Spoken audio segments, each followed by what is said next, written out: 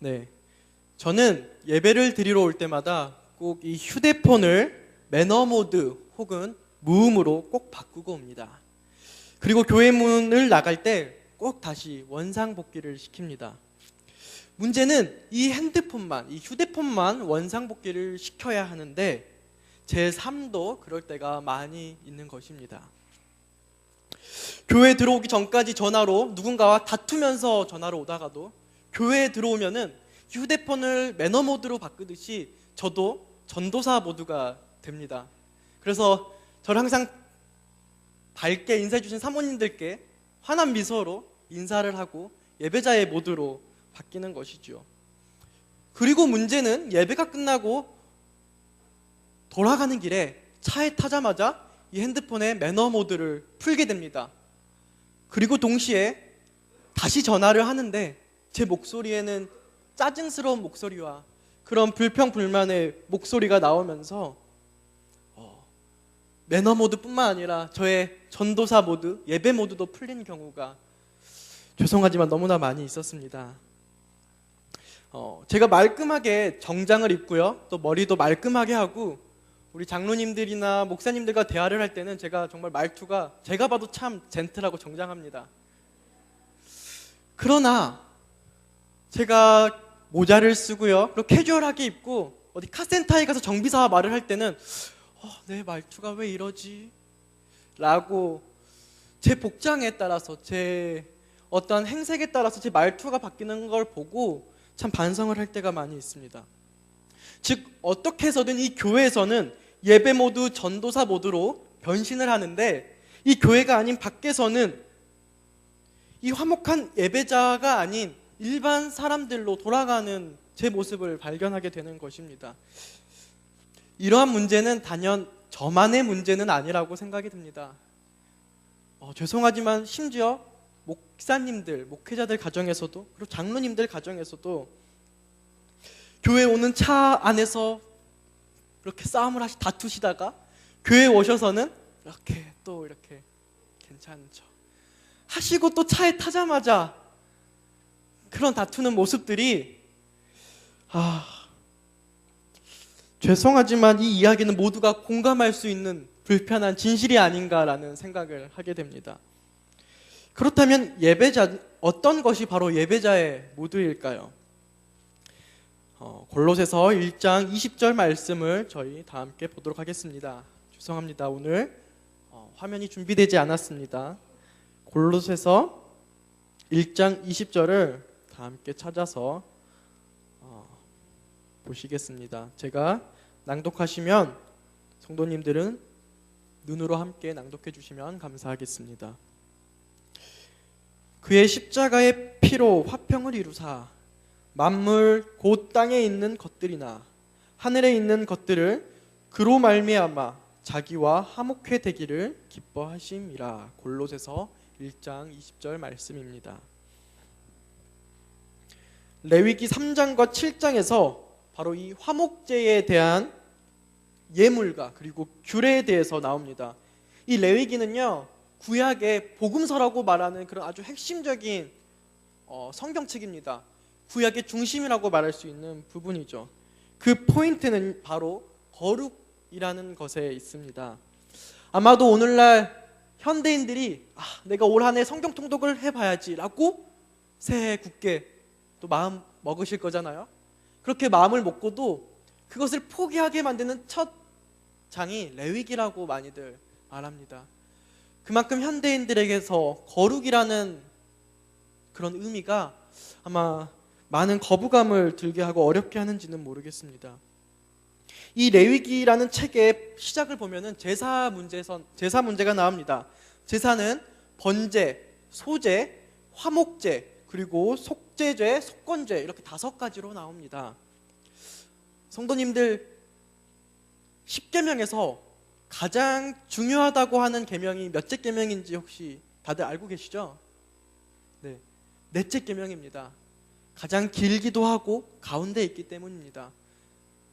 많은 목사님들과 신학자들이 이 제사 중에서 이 화목제를 가장 중요하게 다루는 부분입니다.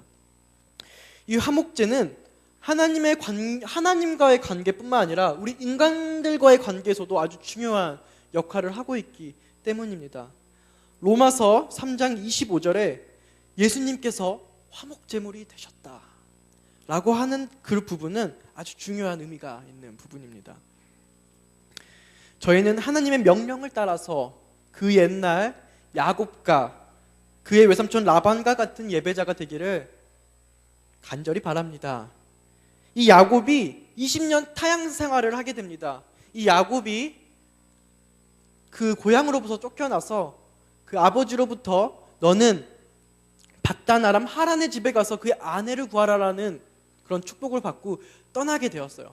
그래서 그 야곱이 그 하란 외삼촌의 집에서 거주하게 되는데 품삯을 그때 당시에는 결혼을 그렇게 그 와이프를 얻게 될 때에 그만한 값을 지불하던가 그게 아니면 그 장인이 되는 분에게 그만한 일을 해야 하는 것이었습니다. 이 야곱은 라반 외삼촌과 말을 해서 7년이라는, 여러분들 다 아시죠? 그리고 라반 외삼촌이 속임수를 써서 또 플러스 7년, 그리고 또 6년, 이렇게 해서 총 20년을 그곳에서 타지에서 생활을 하게 됩니다. 그때까지 라반과 야곱은 장인과 사이 관계이기도 하지만 엄청난 경쟁 사이였습니다. 이 야곱은 그 라반의 밑에서 2딸 그리고 몸종까지 하면 4명의 여인을 얻었고요. 또 그 밑에 그 스라의 자녀들 그리고 양과 염소를 키우면서 그 하나님께서 많은 재산을 불려주셨습니다. 그렇게 되고 라반의 아들들과 라반의 안색이 그전과 같이 되지 않자 야곱은 그 가족들과 그 재산을 가지고 고향으로 돌아가기로 결심을 합니다. 창세기 31장 13절을 보면 나는 베델의 하나님이다. 지금 일어나 이곳을 떠나서 내 출생지로 가라 라고 하나님께서 명령하셨습니다. 그러한 명령은 하나님께서 하신 말씀임에도 불구하고 그러나 떠나는 방법이 옳지 못했습니다. 야곱은 그 양털 깎는 시즌을 맞이하여 외삼촌이 저 먼 곳에 가서 양털을 자르고 있을 때 밤에 쉽게 말해서 도주를 하게 되는 것입니다. 그것을 알게 되어서 그 외삼촌이 7일을 걸쳐 그 야곱을 쫓아오게 되었죠. 그때 그 야곱과 라반의 마음은 서로 도망가고 죽이는 사이였습니다. 비록 그가 장인과 사위 그리고 외삼촌과 조카의 관계다 할지었다 하더라도 라반은 굉장히 분노하고 있다라고 저희는 부조와 선지자를 통해서 알 수 있습니다. 그때 하나님께서 현몽하셔서 그들의 둘 사이를 개입하셨습니다. 31장 24절에 너는 삼가 야곱에게 선악간에 말하지 말라. 네, 공동 번역이나 또 이렇게 영문을 보면은 상관하지 말라. 그것에 대해서 야곱에 대해서 어떠한 말도 하지 말라라는 말씀이죠. 창세기 31장 24절의 말씀입니다. 그리고 바로 라반의 태도가 바뀌었습니다. 우리에게 분노나 섭섭한 어떤 증오의 감정이 있으면 우리의 눈이 가려지게 되는 것입니다. 보아야 할 것이 보이지 않게 되는 것이죠. 지금까지의 사위가 사위로 보이지 아니하고 지금까지의 조카가 조카로 보이지 아니하고 딸들이 딸들로 안 보이고 손자 손녀들이 손자 손녀로 안 보이는 것이었어요. 모두가 다 그의 경쟁 상대였을 뿐이었습니다.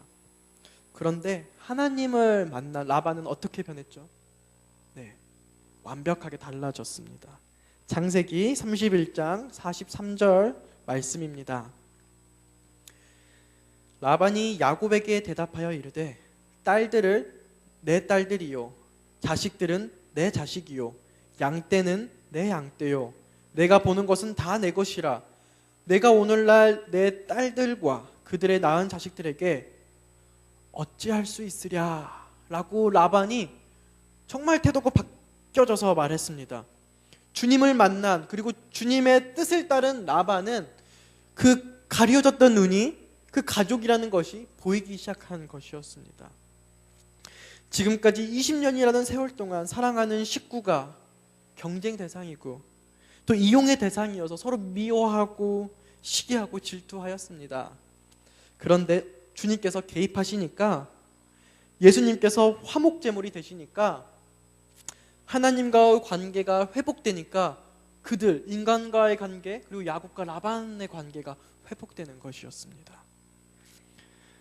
라반이 고백하지 않았습니까? 내 딸이구나, 내 사위구나, 내 손자구나.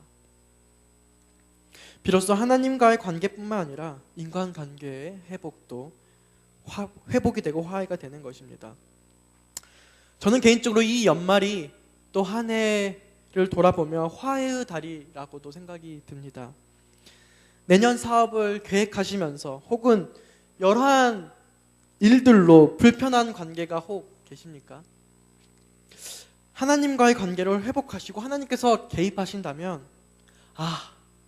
나의 형제구나, 나의 하늘 가족이구나, 저 장로님, 저 집사님이 비로소 우리 함께 하늘 가족인데 라는 생각이, 그리고 관계 회복이 될 것이라 확신합니다. 창세기 31장 44절 46절의 말씀 이어서 읽겠습니다. 이제 오라, 나와 내가 언약을 맺고 그것으로 너와 나 사이에 증거를 삼을 것이니라. 이에 야곱이 돌을 가져다가 기둥으로 세우고 또 형제들에게 돌을 모으라 하니 그들이 돌을 가져다가 무더기를 이루매 무리가 그 무더기 곁에서 먹고. 여기에 깨어졌던 관계 회복을 위한 중요한 화해의 원리가 들어있습니다. 창세기 31장 46절을 공동 번역으로 보면은요, 그리고 자기 집안 사람들에게 돌을 많이 모아오라고 하였다. 그들은 돌을 가져다가 돌 무더기를 만들고 그 돌 무더기 옆에서 잔치를 차려 먹었다라고 기록되어 있습니다. 이 라반과 야곱이 화해한 곳이 그 다음 절을 읽어보면 미스바라고 나오는 그 곳이 단순히 그것을 서원하고 화해하기로 약속하고 그렇게 세워진 곳을 떠나서 그곳에서 거기에 모인 사람들이 잔치를 했다, 함께 먹었다라는 말씀이 있습니다. 하나님께 드리는 화목의 예배에는 하나님과의 그 관계를 회복하는 그 수직적인 관계뿐만 아니라 그 옆에 있는 내 이웃, 내 주변, 그리고 인간관계에 있는 회복들도 뭘 통해서요? 잔치를 통해서, 그리고 또 먹는 것을 통해서 한다라고 저희들이 알 수 있습니다. 다시 레위기로 돌아가서 레위기 7장 15절 18절을 제가 낭독하도록 하겠습니다. 화목제에 관한 이야기입니다. 15절, 감사함으로 드리는 화목제의 희생의 고기는 드리는 그 날에 먹을 것이요 조금이라도 이틀날 아침까지 두지 말지니라. 그러나 그 희생의 예물이 서원이나 자원의 예물이면 그 희생을 드린 날 바로 먹을 것이요 그 남은 것은 이틀날에도 먹되, 그 희생의 고기가 제3일까지 남았으면 불사를 지니 만일 그 화목제 희생의 고기를 제3일에 조금이라도 먹으면 제사는 연락되지 않을 것이라. 드린 자에게도 예물답게 보태고 도리어 가증한 것이 될 것이며 그것을 먹는 자는 죄를 당하리라. 아멘. 예배를 드리는 저희의 모습이 화목해야만 하는 예배자라면 여기에는 아주 비이성적이고 비합리적이고 아주 억지스러운 법칙을 추가하게 됩니다. 바로 그것이 무엇이냐면은 예배자는 예배자인데, 화목해야만 하는 예배자인데 억지로라도 화목해야만 하는 예배자라는 것입니다. 레위기 7장 15절부터 18절 이 화목제 중에서도 첫 번째 감사제는요, 그 당일날 그 음식들을 다 먹어야 하는 것입니다. 그 서원제와 낙헌제도 역시 그 다음날까지 그 음식들을 다 먹어야 했습니다. 그리고 그것을 먹지 않으면은 이 예배를, 이 제사를 하나님께서 나는 받지 않으시겠다, 가증하게 여기겠다 라고 말씀하셨습니다. 제가 태계원교회 올해 2월 마지막 주부터 나오기 시작했습니다. 제가 1월 21일 날 한국으로 들어와서 그 한 달의 기간 동안 뭘 했냐면요, 소 축사를 건설하는 일에 제가 가서 좀 돕는 일을 한 달 동안 했습니다. 제가 몸이 굉장히 왜소해 보이고 약해 보여도 반전이 있는 사람입니다. 제가 작업장에서는 꽤나 인정받는 일꾼입니다. 제가 학교 다닐 때 이 덩치로도 항상 팔씨름을 하면 전교 2등을 놓치지 않았어요. 그 1등은 운동하는 친구인데 어떻게 해볼 수가 없더라고요. 그리고 호주에서는 그 건장한 남성들도 하기 힘들다는 타일 시공하는 일을 제가 6개월 동안 하면서요, 제가 보너스는 제일 많이 받고 기술도 제일 많이 배웠습니다. 제가 컨디션이 좋은 날에는 그 일량을 거의 2배로 올려서 사장님을 기쁘게 해드렸어요. 또 군대에서는 제가 크레인 운전하는 자격을 따주고요, 공사장에서 뭐 건물들, 하우스들 철거하고 설치하는 일에 제가 항상 크레인 조정을 했었습니다. 또 주특기가 10톤 특수 견인차라서 소형차부터 시작해서 제가 군대 있을 때 5톤 덤프트럭, 버스까지도 제가 견인을 하고, 또 저희 부대 모든 차들은 저를 통해서 정비가 시작되었습니다. 조금 과장하면요. 되게 왜소한데 안 믿기시죠? 그 소축사를 이렇게 제가 짓는 일을 한 달 동안 하는데 다른 인부들은 고소공포증이 있어서 그 지붕 올리는 일을 못해요. 그 뼈대 H빔만 있는 그곳에 올라가서 판넬들을 올려야 되는데 그걸 못하니까 인부들이 밑에서 지게차로 이렇게 올려주고 이렇게 크레인으로 하면은 제가 그걸 위에서 받아서 판넬들을, 물론 기술자가 한 명이 붙지만 같이 그 소축사 굉장히 커요. 그 지붕들을 다 이렇게 완성을 지었어요. 그리고 이 건축할 때 뭐라고 하냐면, 이 지붕을 완성하면은 그 주인이 그 인부들에게 한턱을 쏴야지, 뭘 해야지 그 공사 계속 진행되는 것입니다. 그래서 한 인부가 사장님 소 한 마리 잡아야지요 라고 말씀을 했어요. 그러니까 얼토당토 없는 사장님이 소 한 마리를 잡으면 몇 킬로가 나오는지 아시나요?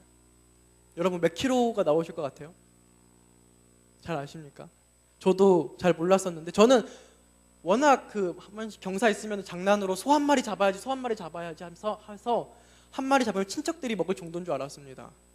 근데 소 한 마리를 잡으면 식용 700kg가 나온다고 해요.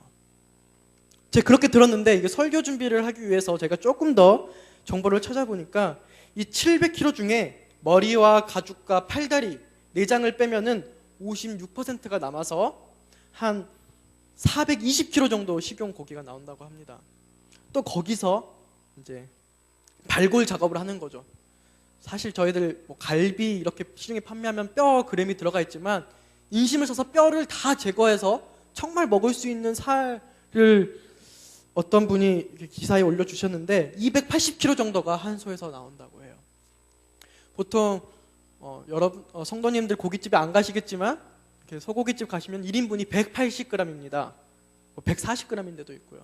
근데 아주 건강한 운동하는 20대 젊은 청년들이 아주 많이 먹어서 1kg를 먹는다고 가정했을 때 280명의 그 장병들이 와서 이걸 먹어야 소 한 마리를 해치울 수 있는 것이에요. 제가 염소라 양도 찾아보려고 했는데 어떻게 찾아볼 수가 없었습니다. 아마 50kg는 나오지 않겠습니까? 하나님께서는 화목제물을 드리고 이 소를 오늘 그리고 그 다음날까지, 감사제는 오늘 어떤 제도냐면 번제와 이런 속죄제랑 다르게 감사한 일이 있으면은 거의 잔치와 같은 그런 예배였어요. 오늘날로 말하면은 소 한 마리를 잡아서 이 한 마리를 다 먹지 않으면은 이 예배를 받으시지 아니하겠다, 가증하다고 여기겠다라고 말씀하십니다. 그 말을 다시 재해석을 해보기 위해 많이 묵상을 해보면은요, 내가 친한 사람, 좋아하는 사람들만 이 예배를 드리지 않고 그곳에 있는 옆 사람, 앞 동네 사람, 옆 동네 사람 다 불러서 이걸 먹어야지 너네가 이 예배를 드릴 수 있다라고 제가 그렇게밖에 해석이 안 되는 것이었습니다. 하나님께서 승천아, 너가 좋아하는 사람만 불러서 예배를 드리지 말고 그 중에서는 너가 싫어하는 사람, 너가 미워하는 사람, 너가 증오하는 사람, 심지어 가끔 재수없다고 생각하는 그런 사람들까지도 다 있으시죠? 그런 사람들까지도 다 불러서 함께 먹어야지만 내가 그 예배를 받겠다. 다른 말로 화해해야 된다 그렇게 하나님께서 그게 바로 내가 받는 예배다, 그런 예배자가 되어라 라고 말씀하시는 것입니다. 얘들아, 화해해라. 억지로라도 화해해라. 군대에 있을 때 처음 딱 들어가면은 군대 선임들이 과자를 PX에서 엄청나게 사서 먹입니다. 그게 굉장히 고문인데, 억지로 많은 양을 먹는 건 굉장히 고문입니다.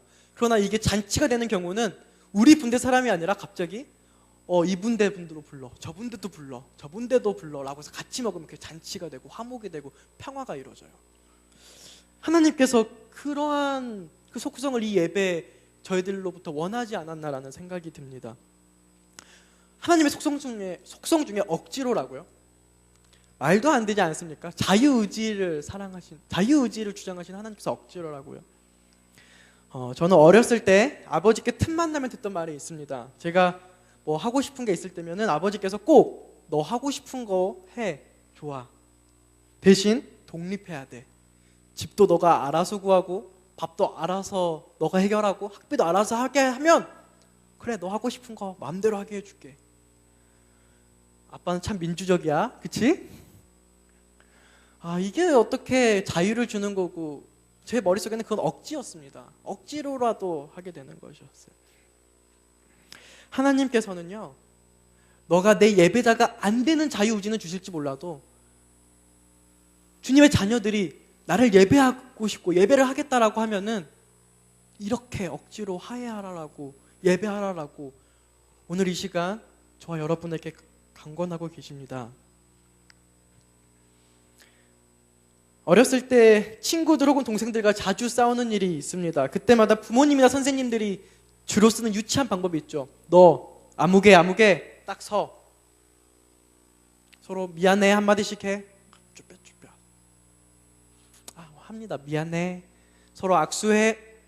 하면은 뭐 악수하지요. 왜냐면 하라고 하시니까. 이제 포옹해라고 하면은 포옹을 합니다. 그러면서 포옹을 하면서 벌써 귀에다가 불면서 벌써 화해가 돼서 장난치는 게 제 어렸을 때의 모습인데 단연 저만의 경험이 아니라고 확신을 합니다. 선생님들은 이렇게 유치한 방법을 써서 그들을 화해시키고 중재시켰는데요. 이게 문제는 어른들에게는 이게 통하지가 않아요. 결국 어른들은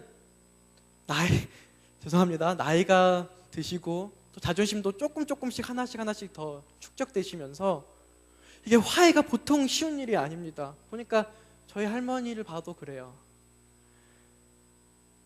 결국 뭐가 없으면 평생 원수가 되는 거예요.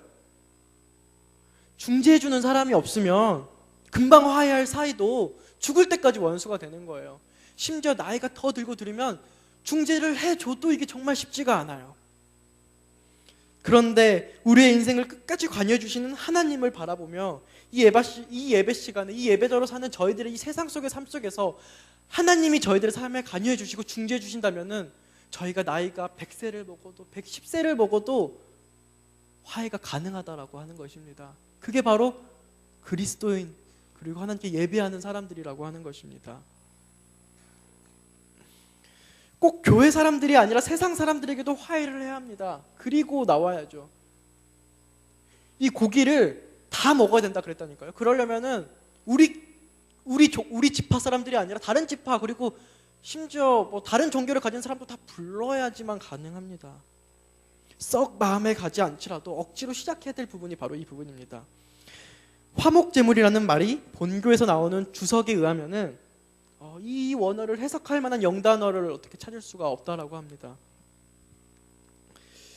어떻게 보면 속죄한다는 의미가 강하고 또 어떻게 보면 화해한다는 의미가 강한 이 영어로도 표현할 수 없는 이 단어를 제가 설교를 준비하면서 정리하기로는 이 화해라는 것이 우리가 할 수 있는 것이 아니라 우리가 하나님께 죄를 고백하고 속죄하고 그럴 때에 하나님께서 저희들이 개입하셔서 억지로 화해가 이루어지는 그런 것이 바로 화목제물이라고 생각이 듭니다. 화해는 자기 죄를 고백하는 데부터 시작되는 것입니다. TV 동화 여러분 TV 동화 혹시 잘 아십니까? 아주 감동적인 이야기를 담은 이렇게 짧은 이야기들을 TV에서 해줬던 것들인데요. 그 이야기 중에 한 이야기를 제가 소개해드리고 말씀을 마무리하려고 합니다. 20년 이상 복역하였던 죄수들을 상대로 한 행사를 기획하였습니다. 부모님들을 불러서 막 구기 종목 체육대회도 하고요. 맛있는 음식들도 먹고요. 그리고 프로그램이 진행되는 그러한 순서를 기획했습니다. 그 순서에 하이라이트가 있었습니다. 마지막에 이루어지는데요. 그것은 바로 효도 관광 달리기. 죄수들이 그들의 부모들을 업고 달리기 시합을 하는 것입니다. 그러니까 죄수들이 처음에는 제가 못 업어요. 나 한 번도 안 업어봤어. 다 이렇게 고사를 합니다. 그럼에도 불구하고 프로그램이니까 이제 억지로 시키죠. 억지로 이렇게 앉게끔, 업게끔. 그래서 억지로 그 모범 죄수들이 부모님을 업고 달리기를 시작하는데, 이 업기 싫어하는 죄수들과 그 부모님에서 금세 눈물들이 나는 겁니다. 업은 그 죄수의 자식들은 눈물을 하염없이 흐르고, 부모님은 같이 울면서 그 자식의 눈물을 닦아주는 거예요. 여러분, 달리기 경주는 1등이 누구예요? 가장 먼저 들어온 사람이 1등이에요. 근데 그 아무 죄수들도 1등을 하려고 하지 않는 것입니다. 아마 내가 이 감옥에서 다시 나갈 때까지 부모님이 사신다는 보장도 없고, 또 내가 지금이 아니면 언제 없겠냐 싶어서 그 억지로 시작했던 그 업고 효도 관광 달리기에서 그들이 모두 다 정말 천천히 거북이처럼 달리기를 하는 것이었습니다.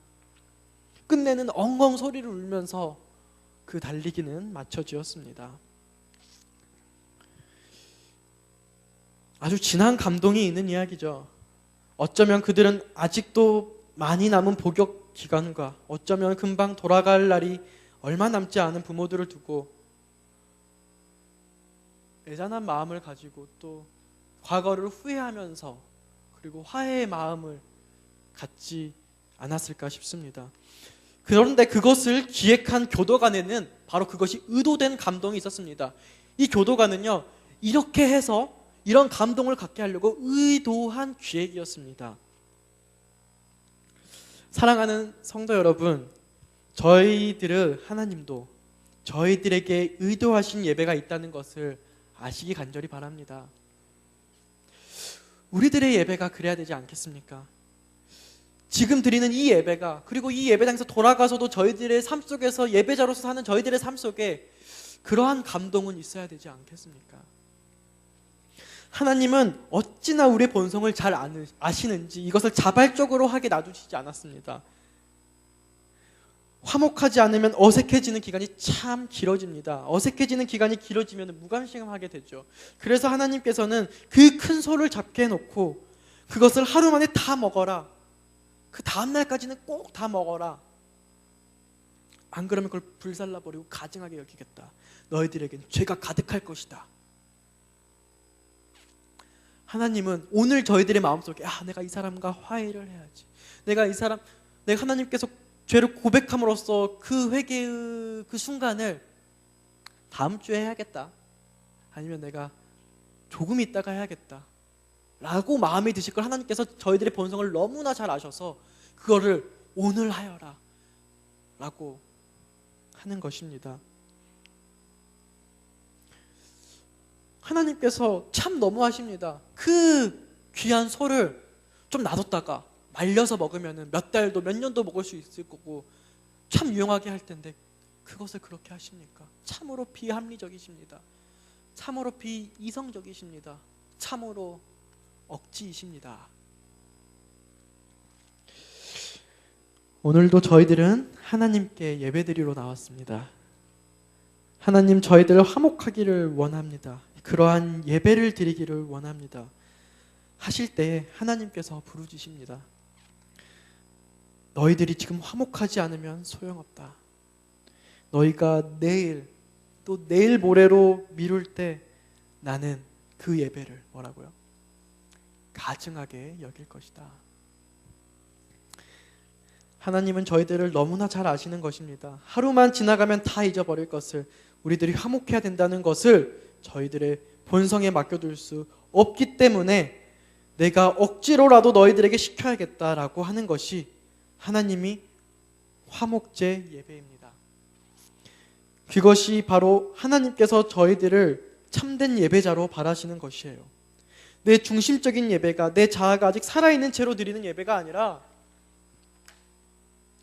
맞는 말이긴 한데 아직 나에게 조경은 나중 일이야 라고 하는 예배가 아니라, 모든 것이 지금 죽어버리고 예수님만 중심이 되시고 예수님만 살아계시는 예배가 되어서 지금 이 시간, 지금 이 순간 예배자들에게 전달되는 감동과 축복을 지금 이 시간 저희 태견교회 성도님들 경험하셔야 되지 않겠습니까?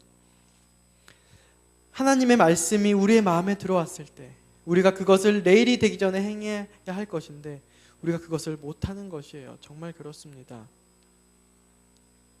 어색하고 머쓱하고 억지로 일지라도 하시길 간절히 바랍니다. 비합리적일지 모르고 비이성적일지 모르지만 그것을 믿음으로 이겨내시길 간절히 바랍니다. 그 뒤엔 생각했던 것보다 갑절에 하나님의 축복이 함께 하실 것입니다. 그러면 우리들의 삶에 기적이 생기고 제7일 안식일 예수 재림교회 태교원교회 예배 속에서 기적이 살아있을 것이라 확신합니다. 라반과 야곱은 그 과정에서 경쟁 상대였고 서로 미워하고 원망하는 사이였습니다. 그러나 화해하고 하나님께 서원함으로써 그들의 이야기가 끝납니다. 시작과 과정도 중요하지만 정말 중요한 게 마무리고 끝이라는 것을 알 수 있습니다. 제가 벌써 이 교회를 떠날 때가 된 거는 아직 아닙니다만 제 생각에 이 단에서 설교가 아마 마지막이 되지 않을까라는 생각을 하게 됩니다. 한 집사님께서 제게 노하우를 알려주셨어요. 그 집사님이 지금 이 자리에도 계시는데, 전도사님, 교인들 다 모를지라도 인사하면은 다 아는 척 하시고 이렇게 인사하시면 돼요. 그러면 되는 거야 라고 알려주셨어요. 제가 그 조언을 너무나도 감사하게 잘 받아들여서 그렇게 해서 착각인지는 모르겠지만 이쁨을 받아왔습니다. 그런데 솔직한 고백을 말씀드리면 지금 이 순간까지도 학생들의 부모님이나 할머니, 할아버지들, 그리고 저희 학생교회 시무 장로님을 오셨던 장로님들, 그리고 목회부 몇몇 장로님들을, 그리고 어린이부를 제외하면은 아직도 제가 얼굴을 잘, 그리고 성함을 잘 모르시는 분들이 많은 게 사실입니다.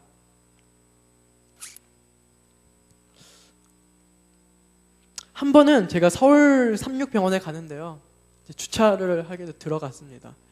주차증을 받으려고 하는데 거기서 계시는 분이 전도사님 아니십니까? 이러세요. 아니, 저를 어떻게 아십니까? 네, 전도사는 맞습니다. 했더니 저 태교원교회 집사님입니다.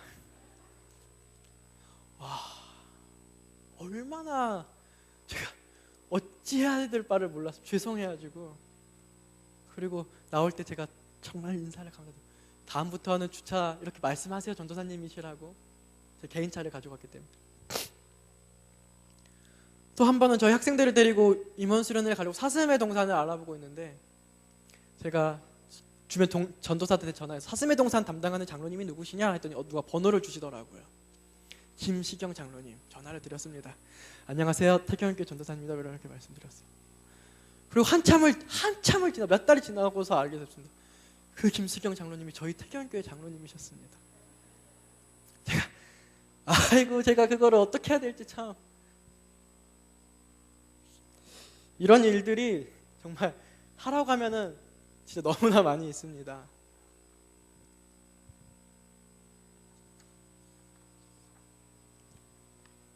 얼마나 후회스럽고 죄송스러운지요. 저는 오늘 저의 마지막 설교, 또 저의 설교의 끝부분에 혹시라도 이와 같은 실수를 저질렀던 교우님들에게 하나님께서 개입하셔서 참 화해가 이루어지기를 간절히 바랍니다. 사실 인사드릴 때 안녕하세요 모르더라도 장로님 혹은 집사님, 목사님 말하고 싶은데 저희 교회 원로 목사님들이 너무 많아서 혹시 장로님이실까 목사님이실까, 혹시 집사님이실까 사모님이실까, 실수는 하지 않으실까, 그냥 안녕하십니까만 반복했습니다.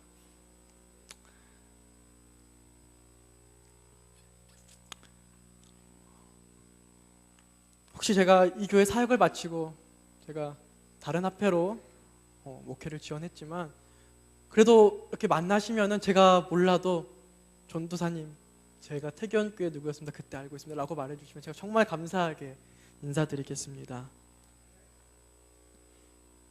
또한 저를 잘 모르는 분이 아니라 잘 알고 계시더라도 저와 1년 함께 하시면서 그동안 제가 어떠한 말이나 행동으로 섭섭하게 계셨던 모든 분들 계시다면 이 자리를 빌어 하나님께서 개입하셔서 중재하셔서 화목하고 화해되기를 간절히 바랍니다.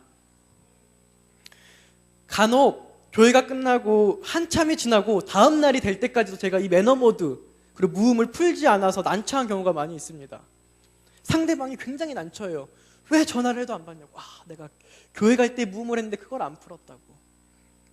사랑하는 태계원 교회 교우님들, 이제부터는 예배가 끝나도 저희들의 예배자 모드를 풀지 않아서 세상에 사단이 저희들로부터 난처하게 될 수 있기를 간절히 바라면서 오늘 말씀 마치도록 하겠습니다.